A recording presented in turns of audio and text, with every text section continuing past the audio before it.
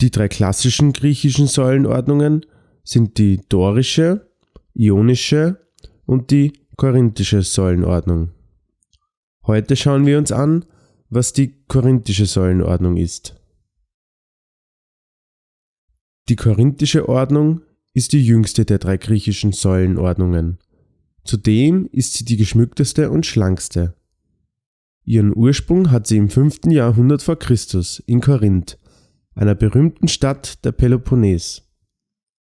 Zunächst fand sie nur in der Innenarchitektur Verwendung, beispielsweise im Zellerraum dorischer Tempel. Das älteste, heute noch erhaltene korinthische Kapitell befindet sich im Innenraum des Apollon-Tempels bei Bassae. In der zweiten Hälfte des 3. Jahrhunderts vor Christus wird sie dann schließlich auch beim monumentalen Tempelbau im Außenbereich eingesetzt. Es wird vermutet, dass das Mausoleum von Pelevi das erste Bauwerk ist, bei dem die korinthische Säule auch außen zum Einsatz kam.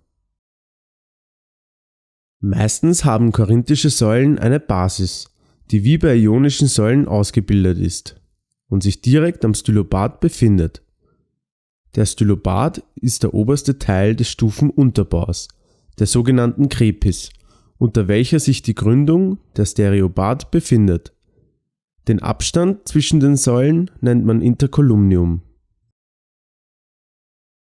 Die Basis, die gleich der ionischen Basis ist, setzt sich laut Vitruv aus Plinthe, unterer Hohlkehle, welche auch Trochilus genannt wird, Stäben, oberer Hohlkehle, Wulst und Blättchen zusammen. Darauf steht der Säulenstamm, welcher ebenfalls gleich dem ionischen Säulenstamm ist.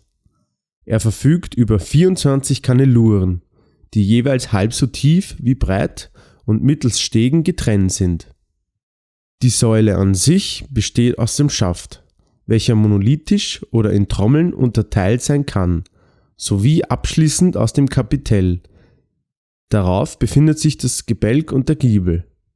Das Kapitell bildet den oberen Abschluss der Säule. Es ist geprägt von Akanthusmotiven. Diese Motive haben ihren Ursprung in der Akanthuspflanze, einem distelartigen Gewächs.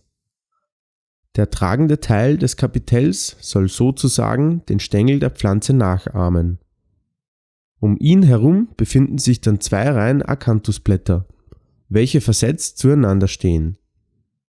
Der Stängel entwickelt sich nach oben hin zu Voluten. 2 kleinere zueinander und zur Mitte geneigt, sowie 2 größere den Ecken zugewandt. Darüber befindet sich ein Abacus, welcher aus Kehle, Blättchen und Wulst besteht. In der Mitte wird dieser oft mittels einer Akanthusblüte verziert. Die korinthische Säule verfügt nicht über einen zusammengehörenden Kanon zwischen Kapitell und Gebälk. Das Gebälk entspricht entweder dem einer dorischen oder, wie hier zu sehen, einer ionischen Säule. Solltest du dich für die genauen Bestandteile der jeweiligen Gebälke und Giebel interessieren, kannst du dir gerne die Videos zur dorischen und ionischen Säulenordnung ansehen.